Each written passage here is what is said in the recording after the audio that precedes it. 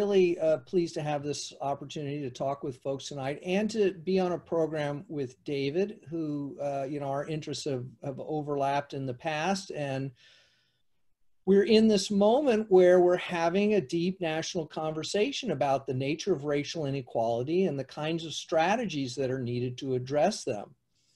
And in this particular moment, with the events in Louisville foremost in our mind, we can see quite clearly why policing is front and center on the agenda of the Black Lives Matter movement.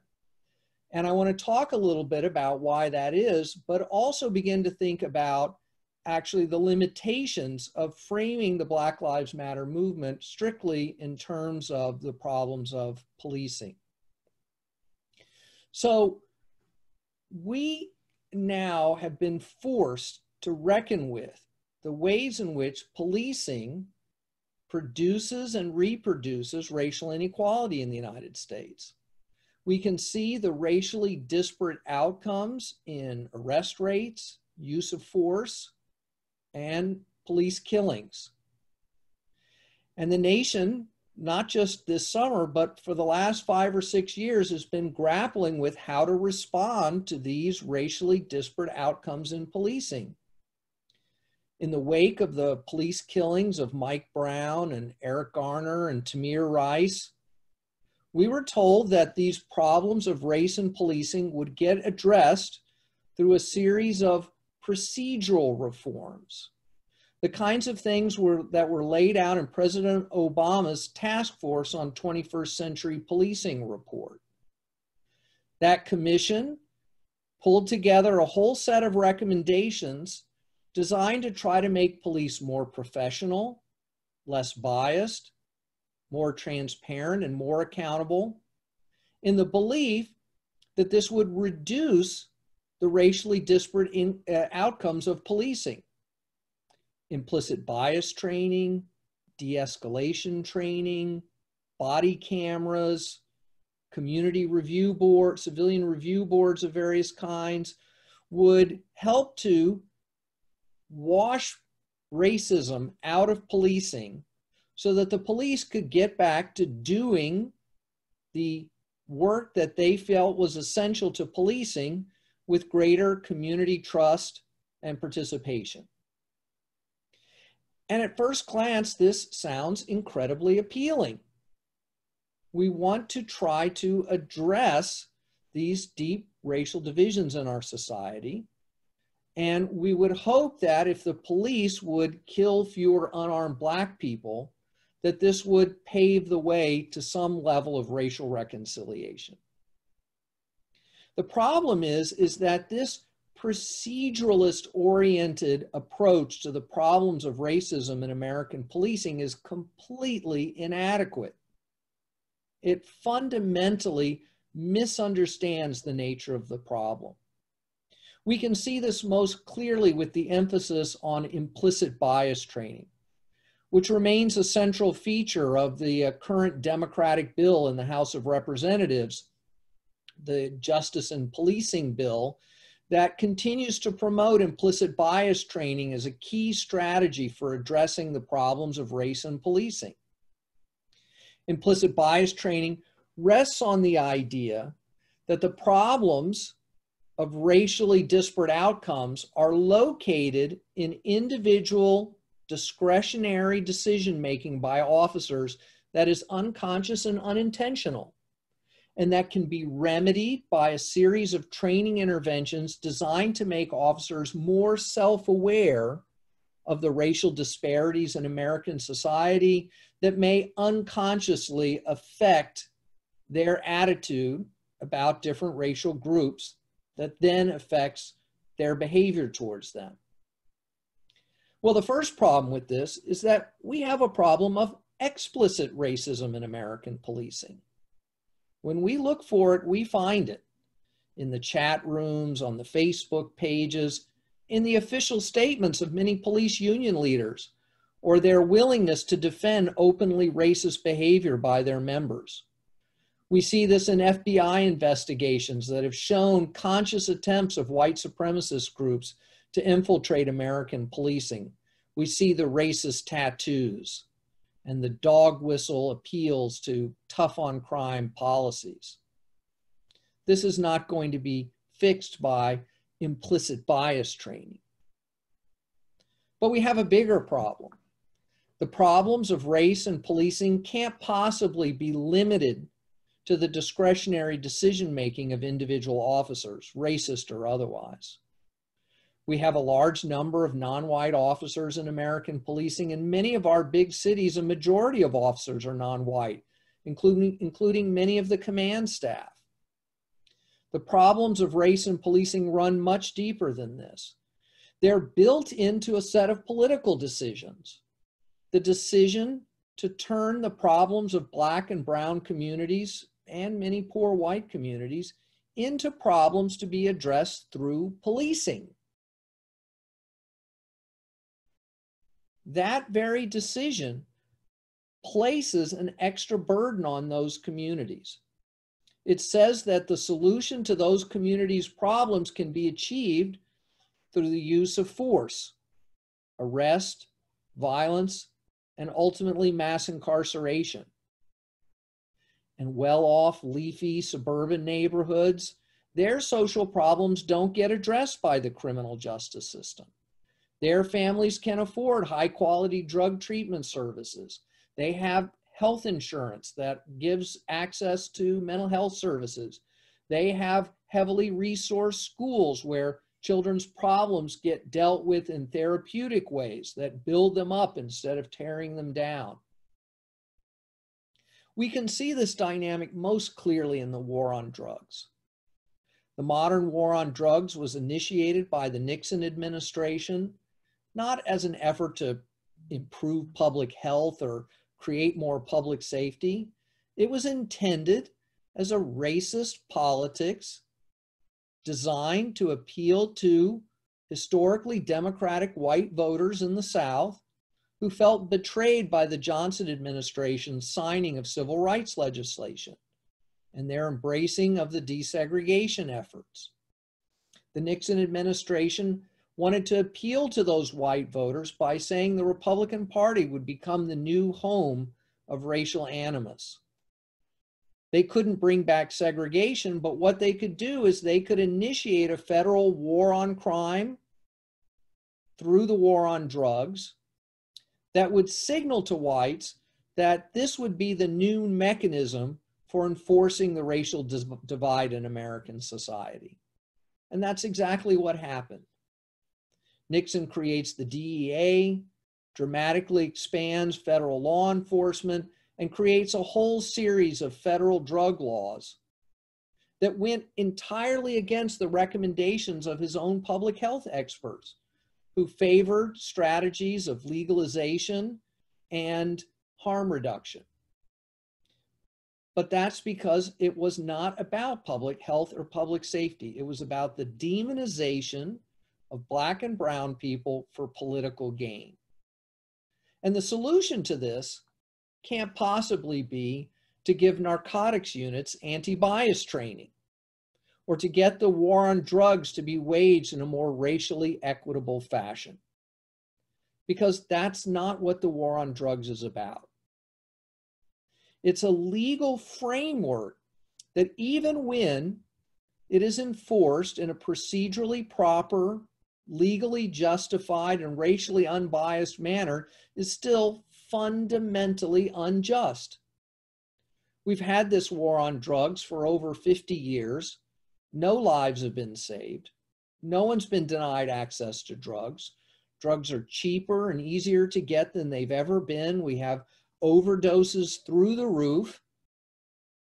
It doesn't work if we think that the point is to produce public safety and improve public health.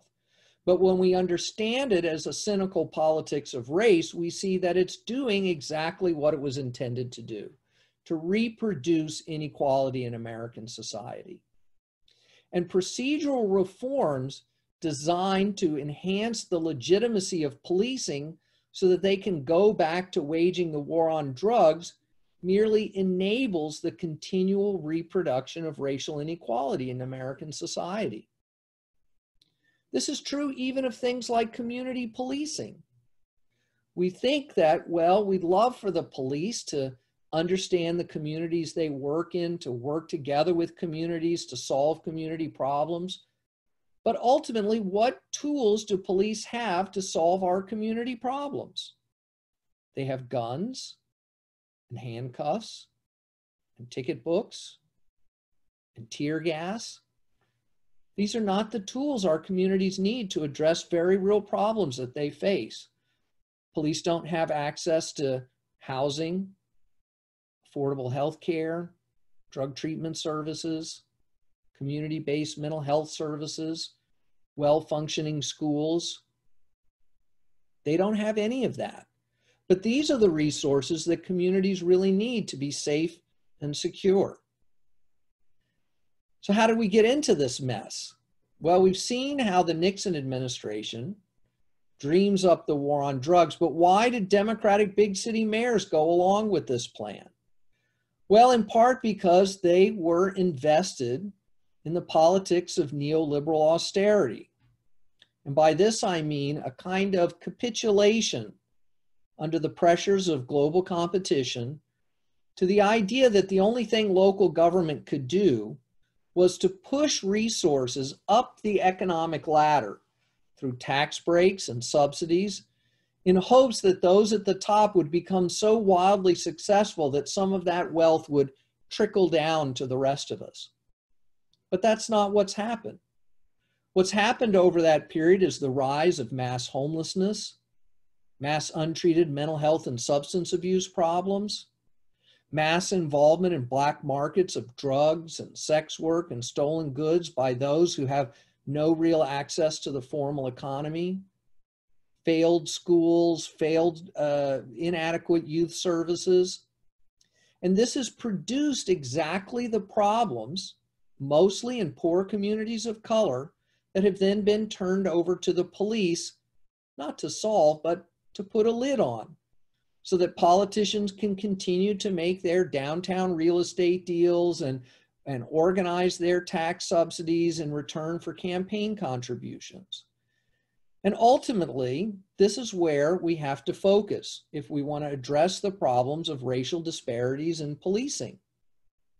The police didn't create the war on drugs. They didn't defund schools. They didn't dismantle mental health services. These were political decisions. And we can't fix those decisions with implicit bias training, de-escalation training, mindfulness training, body cameras, or all the rest. The officers who were responsible for the death of George Floyd had had implicit bias training, had had de-escalation training, had had mindfulness training, were wearing body cameras, were operating under a new use of force policy that emphasized sanctity of life, who were required through new training and policies to intervene if they witnessed officer misconduct. And none of it made any difference. These police reforms are not going to address the ways in which policing reproduces racial inequality in the United States. At the same time, it's a mistake to think that if we could just defund the police, that this would fix the problems of racism in American society. When we look back on the protests of the 1960s, the uprisings, the riots, most of which were triggered by police behavior, we're pretty clear now that this was not just about policing. This was about the demand for a broad addressing of racial inequality in American society. And that is exactly the way I think we need to understand the moment we're in right now. While the focus out on the streets is very much on the abuses of policing and the need to shift resources away from policing and into community identified public safety priorities, there continue to be major structural and institutional forces that reproduce racial inequality in American society. And part of the challenge of the moment we're in right now is not just to fix policing, but begin that hard work of looking at these deeper structural and institutional factors that are reproducing racial inequality. And with that in mind, I'm going to turn it over to David, who's going to talk a little bit about what some of these structural factors are and how we can begin to try to address them. David? All right. Well, thank you so much, Alex. And thank you, Rhoda, for having me. And thank you all for attending on a late Thursday evening. So much of what Alex says resonates with me in my work as the director of a center at Rutgers Law School in Newark that is really focused on issues of structural inequality and systemic racism. And this is a fascinating, frightening, and exciting moment that we've seen really since the death of George Floyd, because in many respects it shows the convergence of so many of the issues that Alex just raised, that our outrage is sparked first and foremost by the atrocity of police misconduct in ways that are just racially unbelievable, but closely followed by a recognition that it's systemic racism that has led to such unbelievably one-sided and disproportionate effects of this devastating virus that has swept across populations, from coast to coast. That Black people have borne such a disproportionate share of infections as well as deaths is really reflective of a system of inequality that has racism at its root. And so we talk about the social determinants of health, and perhaps you don't, but many people in academia do. And it's not clear what that really means. We hear, public health specialists talk about the disproportionate number of underlying conditions experienced by so many Black people, which helps to account for, as comorbidities, the very high rates, not only of infection, but of death. And it's this nexus between the structural determinants of health, that is to say, those societal factors that contribute to a fragility that then manifests in higher rates of diabetes, higher rates of hypertension, higher rates of heart disease, and other comorbidities that have then sort of finished the job once we're swept by this devastating virus. We saw very similar dynamics occur with Hurricane Katrina in New Orleans, where everybody was affected by the hurricane, but clearly the most fragile people, who had been historically made fragile, where they lived, their inability to get out, made them disproportionately affected by the devastation of a storm that covered the entire geography. So this connection between policing and systemic racism is extraordinarily important. And I see the two as inextricably tied up. And so my goal in my remarks tonight, though, is to make sure that when we use terms like systemic racism, that we understand what this means. I have many conversations with people who will throw the term around, and you could almost hear in the hesitation with which they use it, a kind of a lack of familiarity with exactly what it's referring to. Is this something new? Is this, is this something that we've really never approached before? What is it going to require? And so I wanted to make some broad remarks about really where it comes from. So let me do that by beginning with one very important observation that I think is frequently lost in any discussion of racism. And that is, we really want the same things. I mean, as people, we really want the same things as Americans, but really probably as all human beings. We want the same things. We want a sense of a fertile future. We want to live in homes where our residency is stable and affordable. We want good health. We want to feel safe from harm, from natural conditions, from crime, from other kinds of incursions on our safety. We want good jobs. We want to work. We want to be respected for our work. We want our dignity as humans reflected in our work. We want to be able to go to schools that are solid, that prepare us for the lives ahead of us, that nourish the social capital within each of us so that we can build and grow to our own potential. And we want to do all these kinds of things without artificial constraints.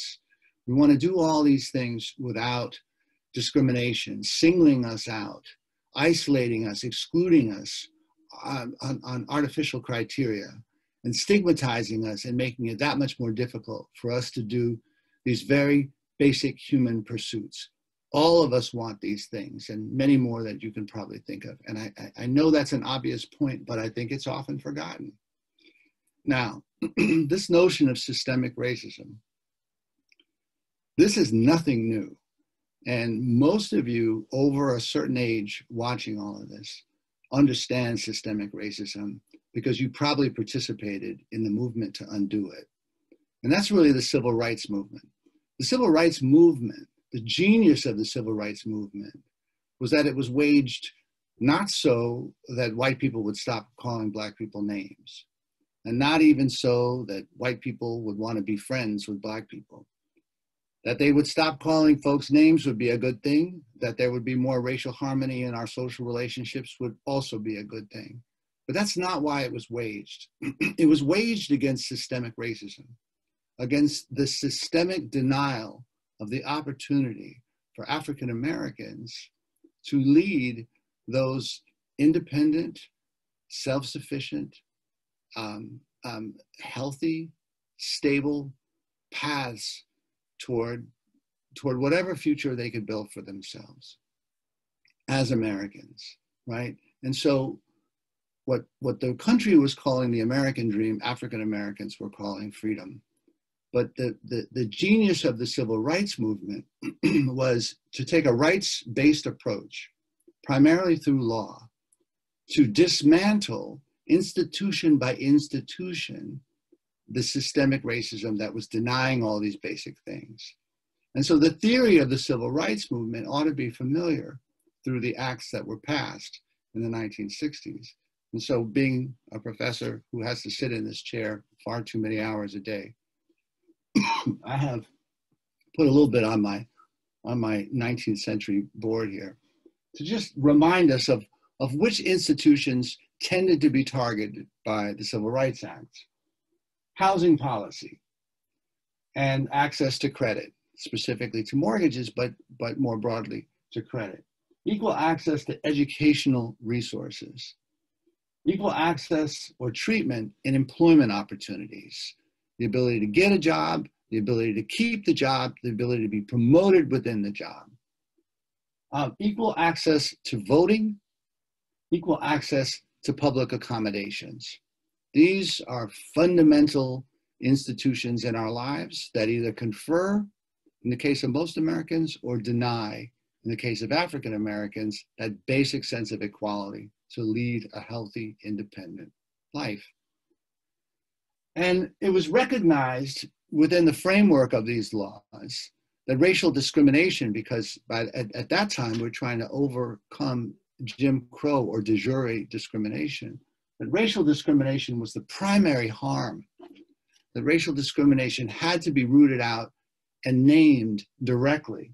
And so most of these acts have specific race-conscious prohibitions on the denial of opportunity. Also understood, but approached slightly differently, was the power of segregation, the power to exclude geographically or to concentrate within particular places these kinds of disparate institutional rules that would then produce disparate outcomes among individuals, households, and communities. Excuse me. And so we do away with segregation through all of this in a de jure sense. We decide that you can no longer exclude people on the basis of race, from employment, from voting, from educational facilities, from parks and swimming pools, etc. But nonetheless, our attack on segregation is primarily indirect. It's facilitated mostly through non-discrimination on the basis of race. And if you look at the Fair Housing Act, it's sort of a perfect example where segregation and racial isolation are sort of secondary interests of the act, but the primary interest is not to discriminate in the sale or the rental of housing. Missed almost entirely is policing. And yet policing was a hallmark of racial discrimination and marginalization, subordination, and violence by the state as a means of social control of African Americans, really since emancipation, right? So there's a recognition that you then see explode, you know, when various acts of police violence committed against Black people ignite uprisings, riots, and the like in American cities in the summers of 1966, 67, 68, giving rise, in fact, to the Fair Housing Act. But in our civil rights laws, almost no attempt whatsoever to address racially disparate policing and its impact. Most of the work at that in policing is done really in the Reconstruction era, right? Not during the civil rights movement. In fact, what happens in policing as a matter of law is that in the years immediately after the civil rights movement, we actually see legal steps taken to lessen the accountability and to increase the power of law enforcement. And most police reform has more to do with anti-corruption efforts than to deal with the problem of brutality against Black communities. So that's the past. And it's important to recognize that our history is critically important to our present. That what we were trying to do in the civil rights movement was to go after a system of racism that was designed to produce racially disparate outcomes, to marginalize Black people in all those fundamentals of American life that most Americans in the post-war period are beginning to see as the threads and the ingredients of the American dream, of a stable life with stable health care, with stable employment, with retirement benefits, with protections, and with, most importantly, the asset of a home owned by the family that grows as wealth that can be used by the individuals, but also bequeathed to their children. All right, so that's the system of racism that the civil rights movement addresses. And here we are today. And so here we are today, recognizing in this moment that policing has not moved. And I just want to stop for a moment and mention one thing about that lack of movement. Think about it. If you're Black and you're listening, you understand that for every micro generation, not 20 years, but every 5 years, going back as far as anybody can remember, you can recall specific incidents of horrific police violence and some of the minutia of the facts associated with usually that death or that maiming or that deep mistreatment. Yeah, you may know about all sorts of terrible treatment, getting beat up, getting clubbed, you know, the big four in Detroit, for instance, just coming around and sort of, you know, terrorizing groups of Black men. But everybody can remember different people who were killed in horrific ways. And so when they hear about a Trayvon Martin, who wasn't killed by police, but when they hear about a Tamir Rice or a George Floyd, they remember the names of people in the 90s, in the 80s, in the 70s, in the 60s who suffered similar fates because they were real and they were frightening and infuriating. And that's one of the really unfortunate aspects of police misconduct in the racism space, that we've learned this, we've internalized this history. Many people say, yes, we remember Emmett Till, and Emmett Till will come to stand for a generation. But for every Emmett Till, there were many more in communities all across this country, frightening the hell out of Black people, you know, and leading to no accountability. So the anger that you see today follows a long history of this pattern of horrific events, the minute details of which are remembered forever generation after generation after generation, where first there's the act and the loss, and then there's the lack of accountability, which sort of seals the injustice. Okay, so where are we today in terms of systemic racism? Well, we're still fighting the housing fight, right? We've got some slightly different issues, most of the same issues, but we've got some slightly different issues. We don't have the same concerted effort at ghettoization that followed housing policy, but we still have discrimination. We still have an affordability crisis. We still have displacement of African-American communities. It may not be through eminent domain and highway construction, but it's nevertheless quite significant.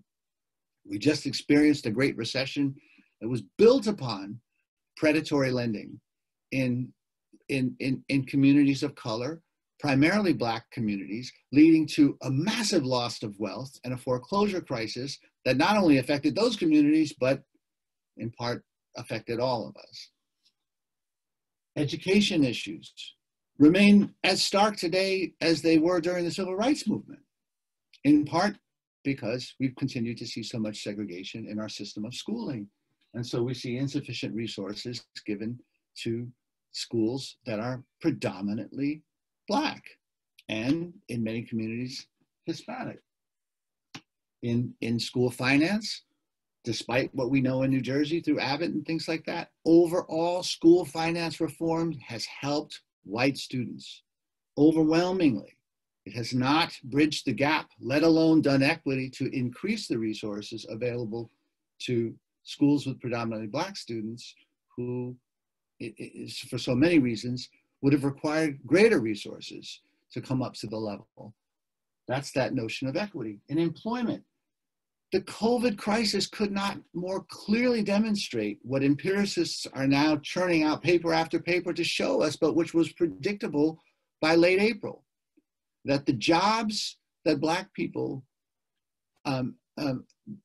predominantly hold are jobs that are either essential or non-essential, essential to the families, and therefore lower wage with lower protections, can't be done from home, and require much greater proximity to the public, thereby exposing them much more to infection, right? So we see built into the very structure of employment in this country, which is also, of course, a reflection of the kind of social capital that has not been built up out of our educational system, this incredible fragility that has led to devastating results when you consider the percentage of African Americans among the 200,000 Americans who have died of the disease.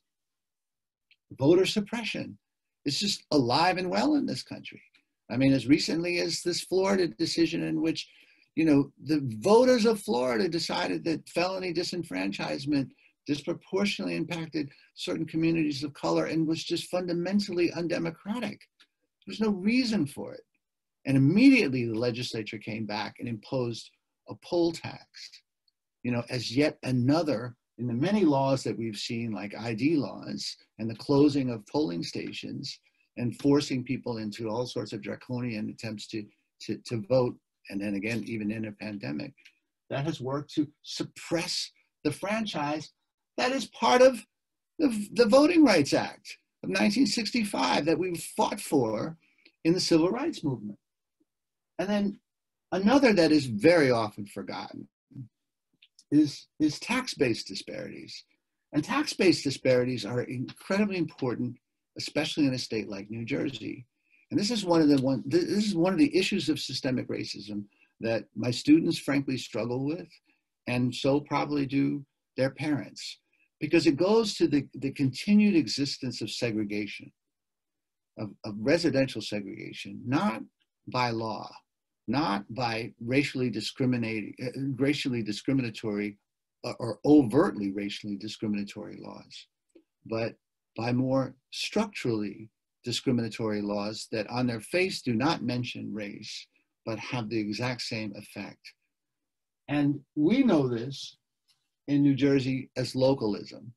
We know it as the system that allows for local sovereignty and local control through the police power of things like land use decisions and actual police, property taxation, and the funding of education. And what it means is we live in this fragmented state where individual municipalities exert a tremendous amount of control to decide who can be in and who can be out. And so we have a long legal history of recognizing and trying to battle against exclusionary zoning, because we recognize what it means. It means a hoarding of wealth and privileges, you know, and an exclusion of others who have no political say in the decisions made locally that then cast externalities onto other places, so that we have a landscape of have and have not municipalities. And the have municipalities have tremendous tax base and lower tax rates and a lower tax burden and much better schools and fabulous parks, but are clearly both economically and racially segregated, right? And then the have-not communities, which are our central cities, which have never, well, I shouldn't say never, but in the post-war period have really not garnered a whole lot of love in the state, like Newark, where I do a lot of work, but also in smaller municipalities, suburban municipalities that are predominantly Black, that really struggle to develop the tax base in order to fund the services that are necessary for what tend to be a more low-income working class population. They just can't be self-sufficient. And people get upset. Say, oh, our tax base, you know, our taxes in New Jersey are so high because we have to fund those communities. But you have pushed everyone into those communities rather than provide affordable housing within your own communities, which would have allowed a kind of a sharing of these burdens, not to mention, you know, access to the very resources that the civil rights movement was fought for, so that social capitals developed in the homes, and then we are all so much stronger.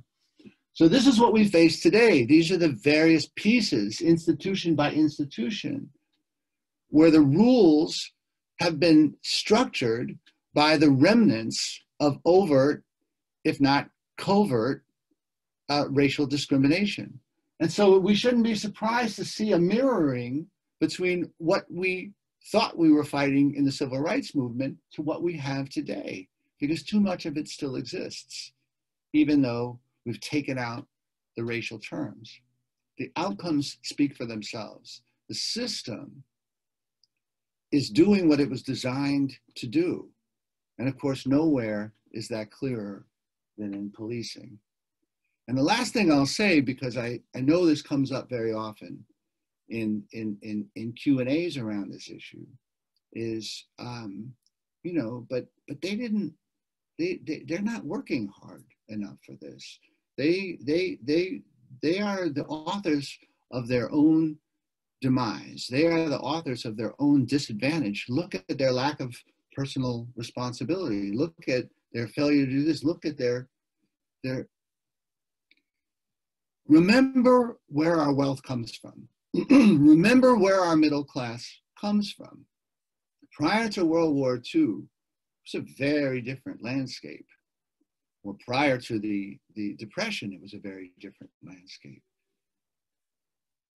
The New Deal and the post-war economy, in which a very generous government pulls the levers of policy deliberately in order to create the middle class life that so many of us enjoy today, is rooted in these very same institutions that confer opportunity.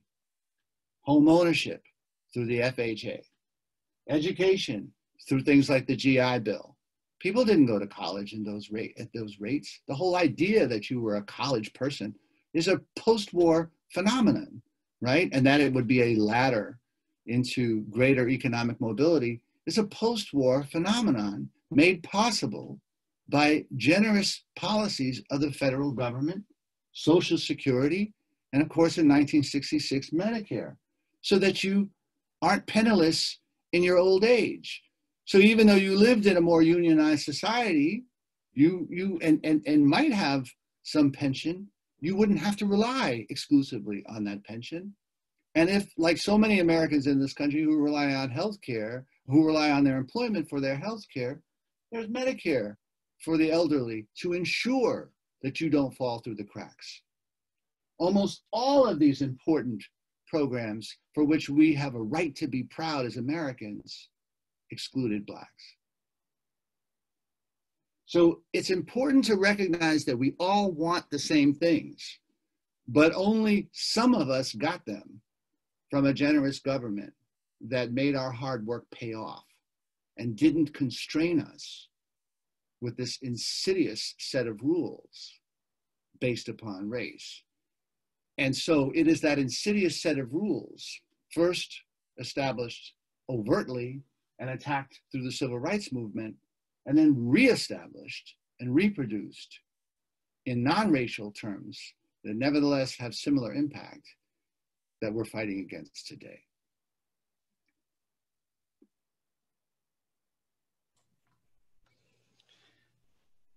Thanks, David. That was amazing. And I got to figure out how to come get you to talk to my students and lay that out in such a succinct and comprehensive manner.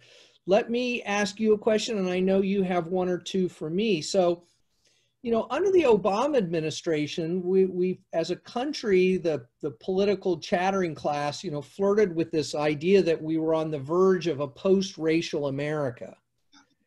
And the Trump administration, I think, helped disabuse us of this idea that we were ready, that we were anywhere near a post-racial society. But the question is really, what advice would you give the Biden campaign about how to talk about issues of racial inequality in this, you know, deeply polarized moment in American history? Well, you know, it's such a difficult conversation to have now in such an incredibly racially fraught context. I mean, I think most of us didn't fall for the notion of a post-racial America. And, you know, the academic class was very quick to challenge those. I remember going to conference after conference, you know, in which post-racialism was posited with a big question mark and a sort of a sarcastic response. There was just no way, for so many of the reasons that you laid out, you know, in your comparison of implicit bias training and the structure and role of policing. So I think that that it was hopeful, but naive to even pretend that this amazing moment of a Black president represented something more profound.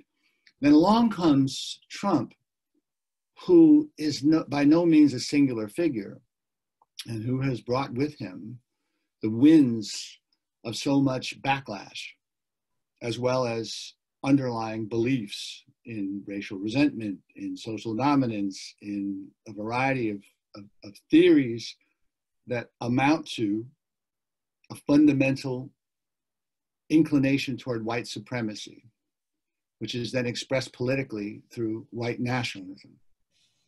And it's been fed daily by this news cycle that is relentless during a period where hostilities are at such a peak that it is very difficult to sort of get at any one issue before the next three hit us over the head. And we have difficulty really integrating what just happened and cooling down.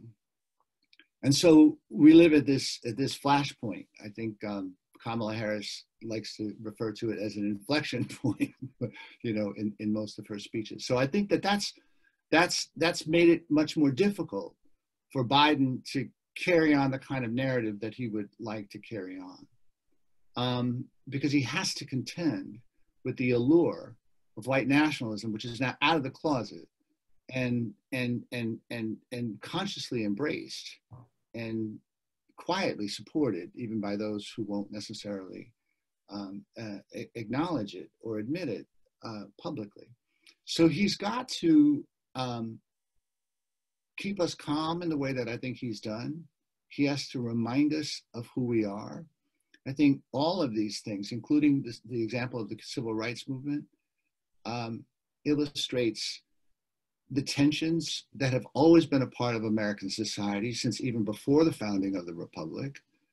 And so he can represent that tone and those beliefs in the way that he talks, I think that he has to go head on against the wrongfulness, not just from a moral standpoint of these pitches, but also, just how antithetical to people's national and communal interest this is.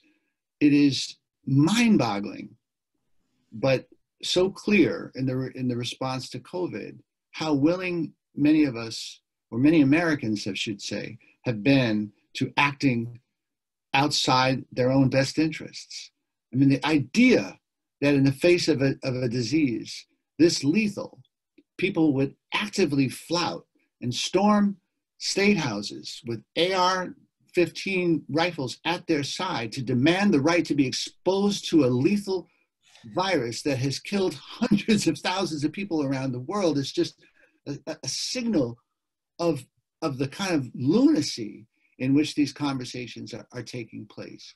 So I think he's got to do that. But I think ultimately, Alex, the argument that may cut through, and I don't have much faith that many will, because I think we're so divided, but the argument that he has to at least keep trying to make is that there is a common good in this country, and it needs to be recognized and nourished again.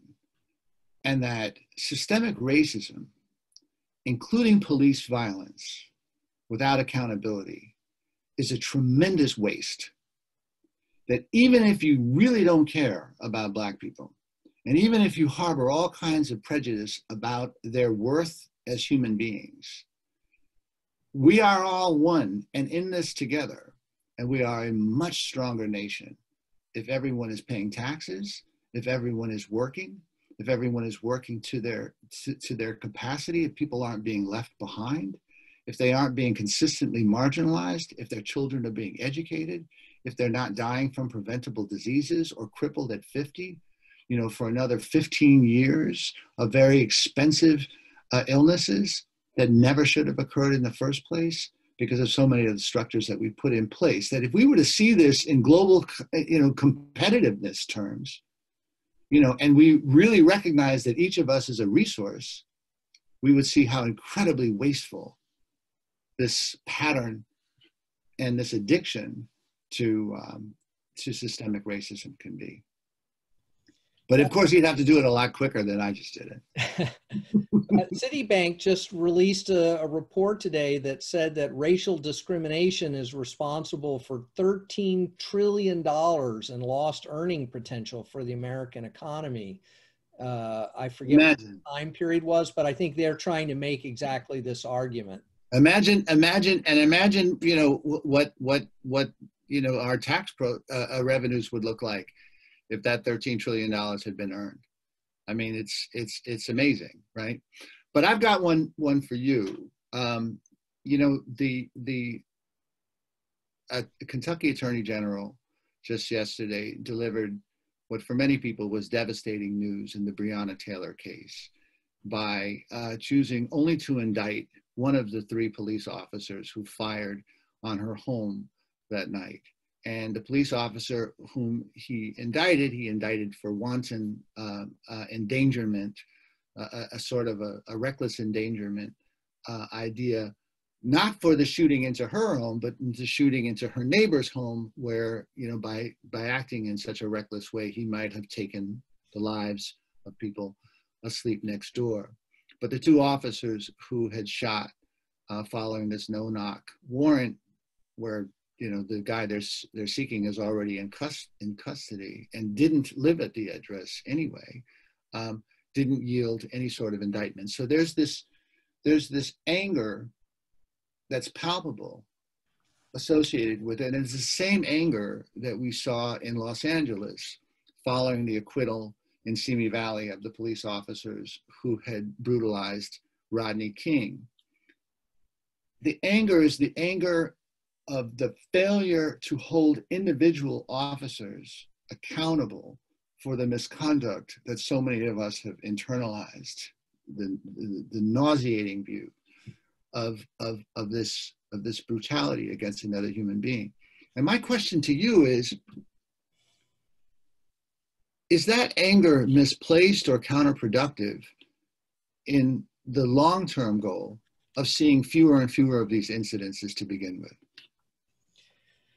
Yeah, that is what so many of us are struggling with right now, right? Is this idea that we see these specific acts of outrageous violations of human dignity, individual rights, but also the traumatizing of entire communities through these acts, right? That trauma extends well beyond the victim and their immediate family, as you alluded to earlier. So there's a tendency to want to try to fix this by, in a sense, reverse engineering something in response to this specific incident. What could we do that would prevent this thing from happening?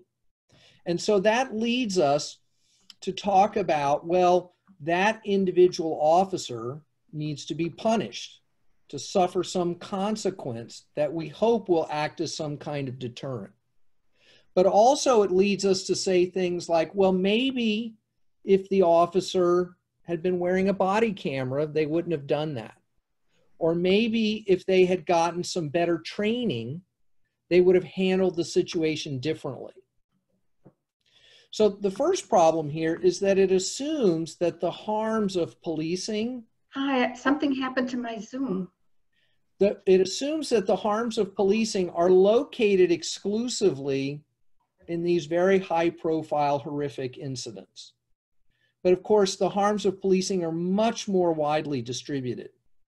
They're manifest in millions of encounters between police and the public, most of which are either unjust or unnecessary.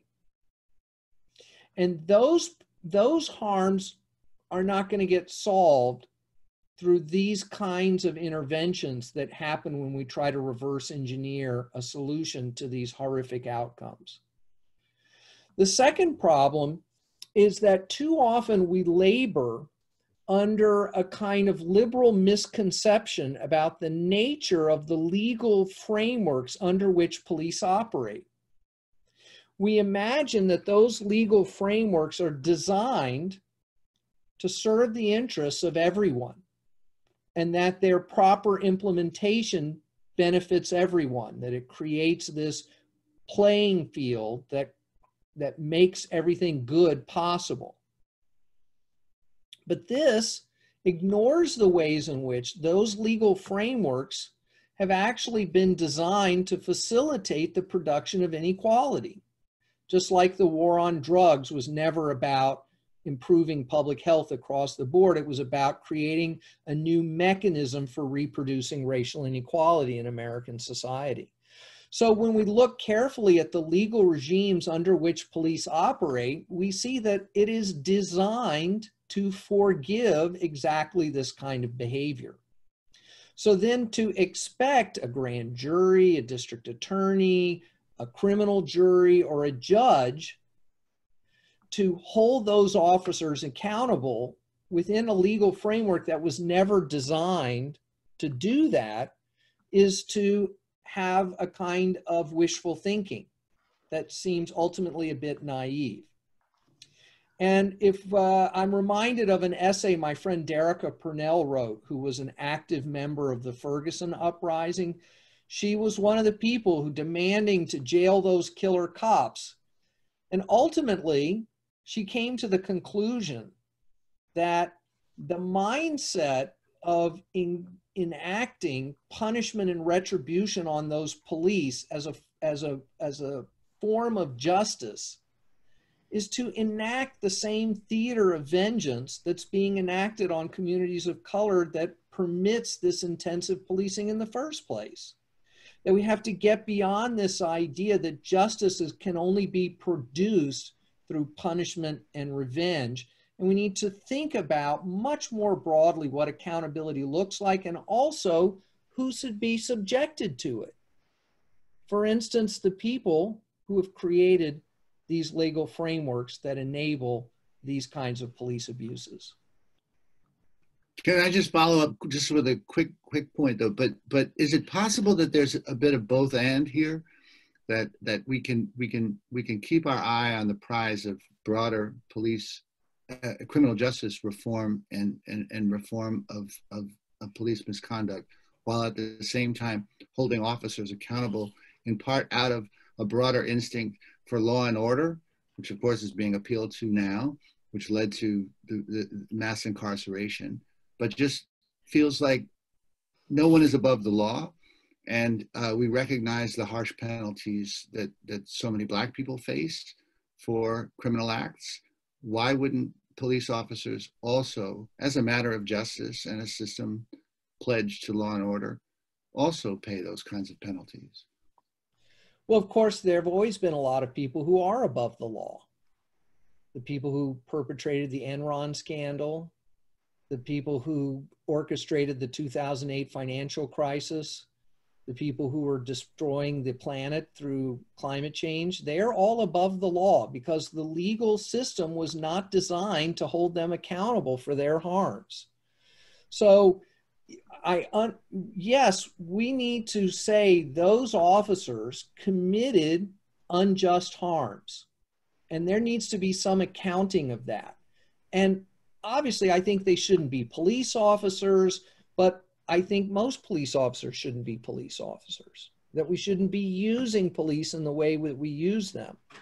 So we need to really, I think it's unlikely that this will succeed. And I want to be careful that it doesn't divert us from what we really need to achieve here. Okay, I'm going to jump in here now. That was actually awesome. And appreciate so much the information that you provided us. And I'd like to get to a couple of questions. We have several questions here. One from Eileen, who wants to know your thinking about reparations.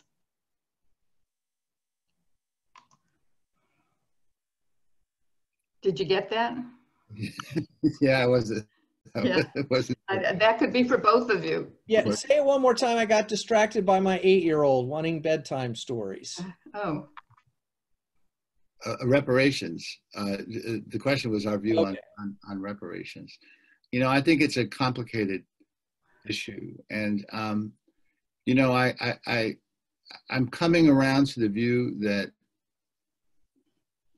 important work is being done in thinking about how to fashion reparations that addresses systemic rather than individual racism.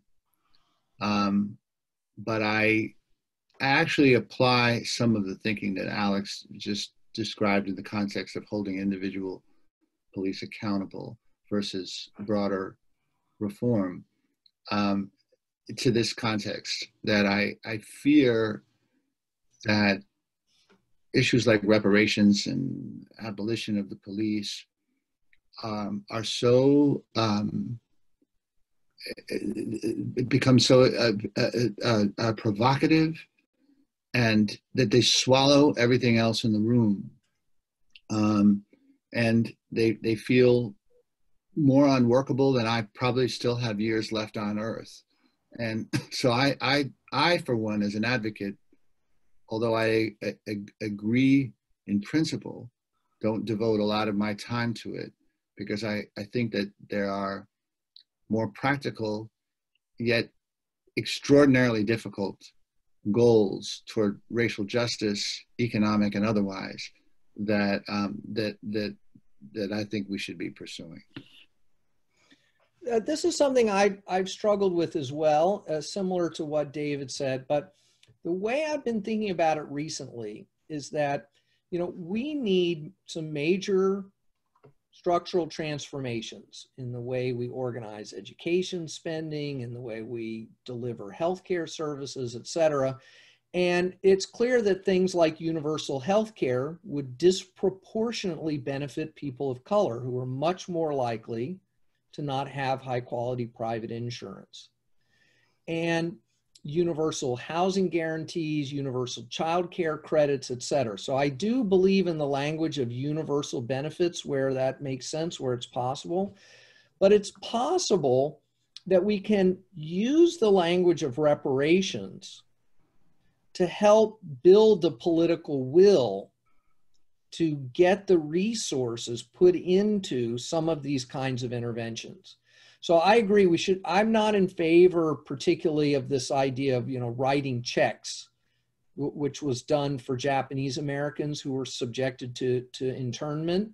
Mm-hmm. I think that reparations should be at a communal level, at a structural level.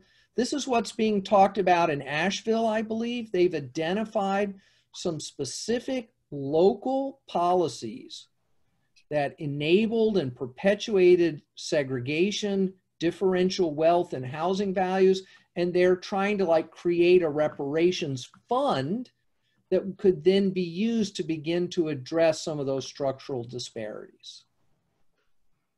Yeah, okay.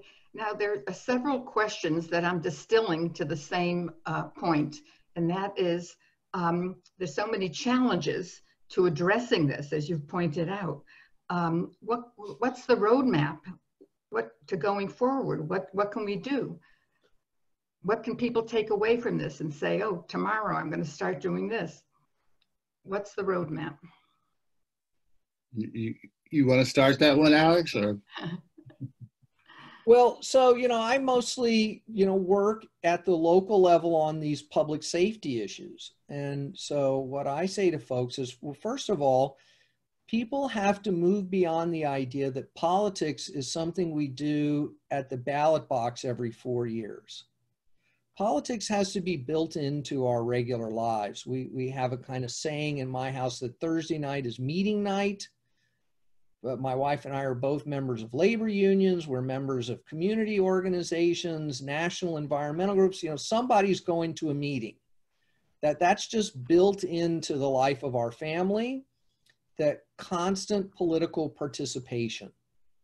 And so we've got to, it's not enough to just write a check to a politician and do some phone banking. We've got to be engaged in ongoing political activity. And there isn't just one group or one magic way to do this. We've got to find things that make sense, that speak to our immediate interests, but that are linked to these broader questions.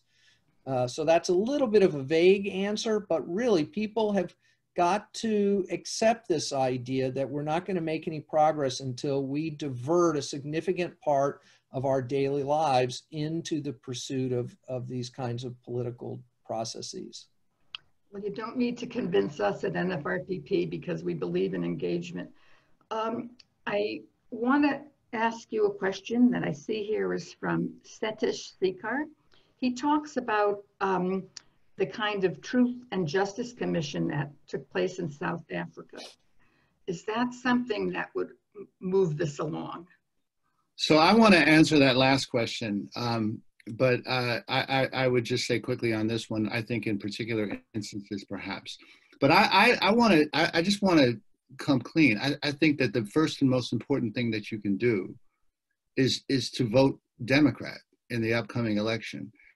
And I say that not just because I am a Democrat, but because I am so convinced that the Republican Party has actually wedded itself to the entrenchment of systemic racism, that for all the flaws in the Democratic Party at the local, state, federal level, across the country, we could go on, there is at least the greater possibility of change rather than an ideological opposition to it that we are seeing hardening in the Republican Party. So I think you really have to vote, because if you don't vote, we just lose. Every argument that we might come up with is a non-starter. Another is that there's some mindset things. The common good requires that we respect and build up the social capital of every single one of us, not just ours, right? Versus theirs. And there's just far too much of that. I think we really have to embrace a notion of the common good and the notion that is born of the social contract, that what benefits my neighbor or this person across town ultimately may redound to my own benefit too. But that is the bargain. That's the deal that I made. And I think that therefore, once you sort of think about it in that way, it is possible to start looking at some of the institutional arrangements that reproduce racial inequality. So I think you have to see segregation rather than deny it. And I think that you have to own it where you see it, even if it is in your own community, your own workplace, your own kid's school. And I think you have to actively oppose it because it is doing the work of systemic racism. And I think you have to expect equity also. I think that this is a very important notion. You have to expect equity in the way that government works.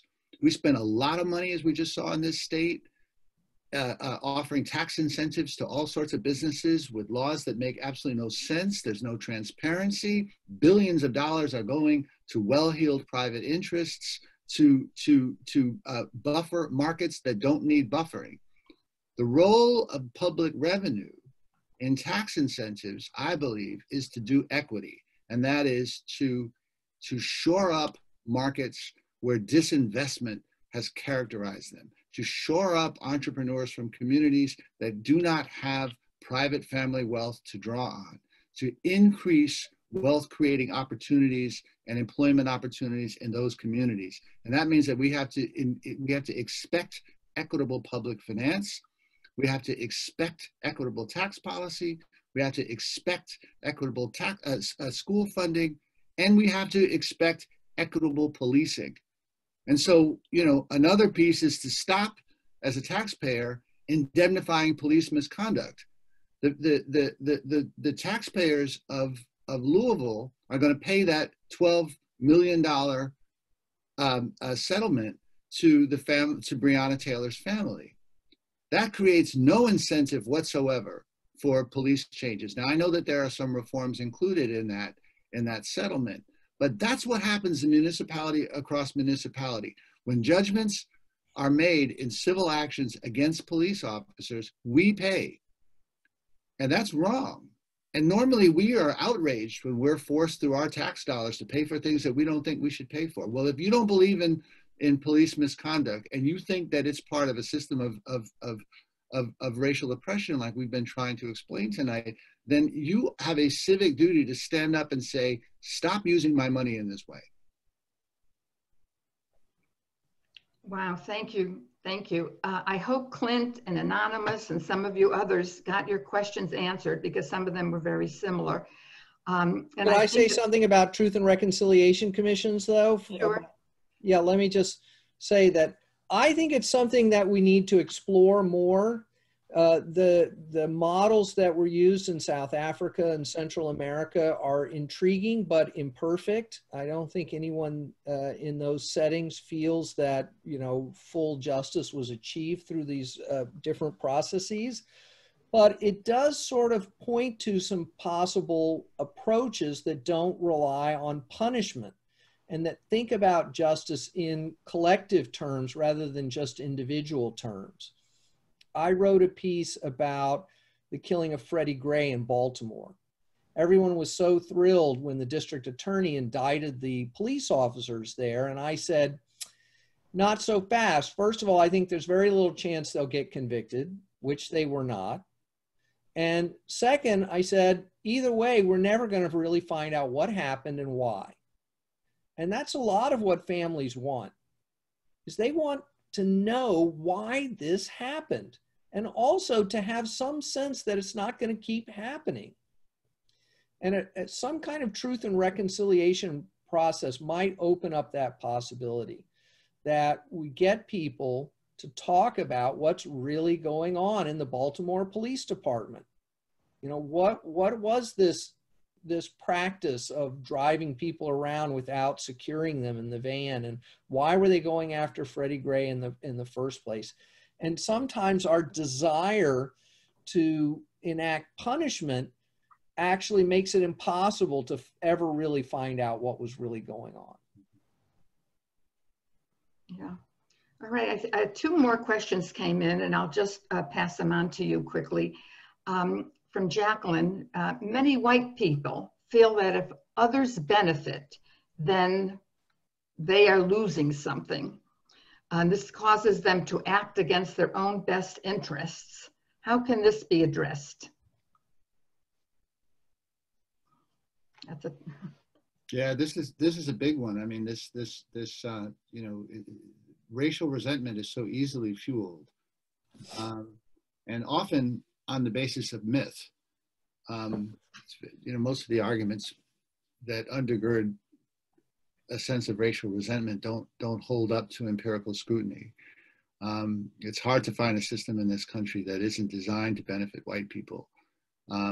Where you have differences would be in class, but you'd be hard pressed to find a single legal doctrine or policy that has any intention of benefiting a group on the basis of race that doesn't ultimately lift up the interests of whites over others. So it's a real tough one because it has so little basis in fact. It's a tough one because it requires an acknowledgement of some of the things that I was talking about in terms of the generosity of the government. This is something I talk about in my book, The Price of Paradise, where I try to go after some of these assumptions and to show that some of the assumptions underlying racial resentment among whites are really misplaced. So, it requires a fair sort of empirical showing of the facts, but it also requires a leap of faith that this isn't a competition challenging your whiteness at every turn, and that your whiteness has to be defended at all costs, but rather that, you are more than your whiteness. you are part of a larger community in which we all share the same goals. And we are blessed in this country to have such abundant resources, to have a system that is at least theoretically capable of providing a much better life for all of us. But that it's that spirit of mutuality, not the spirit of, hey, what'd you get? While failing to acknowledge what I got already, that really could make us so much stronger.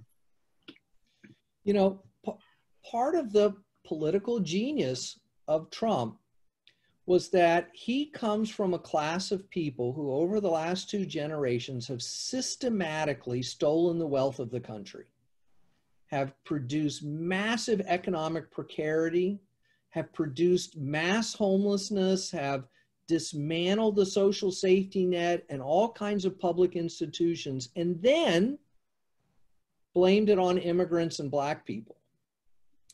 Used xenophobia and criminalization to say that the problems of economic precarity, of neighborhood decline, are the fault of people who are also victims of that system. Yeah. And so the challenge is, how do we get the focus back on the billionaires who have stolen the wealth of the country, who've undermined the futures for entire swaths of the country, if not the planet itself? And unfortunately, that's not really the direction the political debate is going in at the moment. But I think over the long run, that's what we have to do. We have to refocus the conversation, and we have to find those solidarities, right? I mean, white rural communities and Black coastal communities are all suffering the effects of climate change, and they didn't create it. And the solution to that has to come from working together. And I think also, rebuilding infrastructure and things like that, there's going to be cross-racial benefits for that, but it requires getting the money from the people who've stolen it all. I think it's a really important point, and I just want to come behind it, Alex, because I this okie doke in which, a very small group of white elites bamboozles a much larger body of whites into believing that their interests are protected through calls to white superiority is as old as the Republic. I mean, it just is. It really marks the history of the United States at critical points, including, the Revolutionary War. right? I mean, where whites were beginning at that point, where they were feeling pushed out from the coastal areas, forced to fight, wars with Indians, feeling, undermanned and resentful at these elites who were taking these huge estates along the very fertile coasts. And so there was the real possibility of class warfare. And instead, in comes this notion that, the red man is your enemy, and then the British are your enemy, right? And, I'm not here to make this debate, but I just want to remind people of how old this is and what an okey doke it is, because it's almost never redounded to the interests of the majority of white people in this country to vote along those lines. And if you ask yourself right now, what would Donald Trump's platform be? What would his message be if you were to strip it of the xenophobia and strip it of the racial calls and they're coming for your suburbs and all those kinds of things, and just get down to its governing essence? What is it that he proposes? And I think that the majority of white people in this country would just say it's just not enough. It's not even interesting. I mean, yes, for the wealthiest among us, it's terrific, but that's a minority that can't win an election. Sounds like leadership is a big issue here. Would you say that's the case? Well, I think we have a crisis of leadership. I mean, we need Biden to do what he needs to do to get rid of Trump, but he does not have the solutions to this problem. We need a new generation of leaders. Mm-hmm. Okay, so then somebody has a question here. I think it's anonymous, who is wondering what we are going to do, or you are going to do, if Trump is reelected.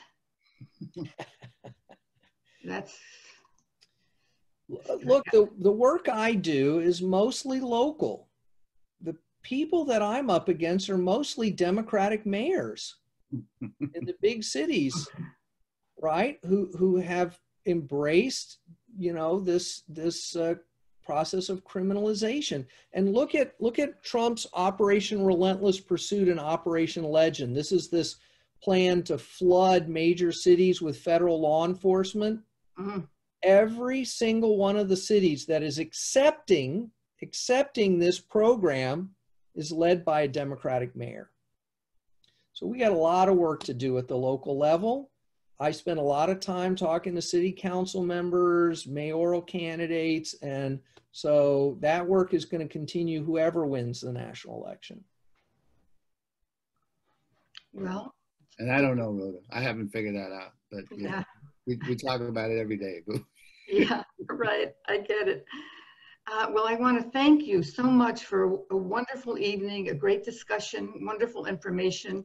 I hope most of the questions got answered, and if not, we'll make an effort to answer them via email to the various people who sent in some questions.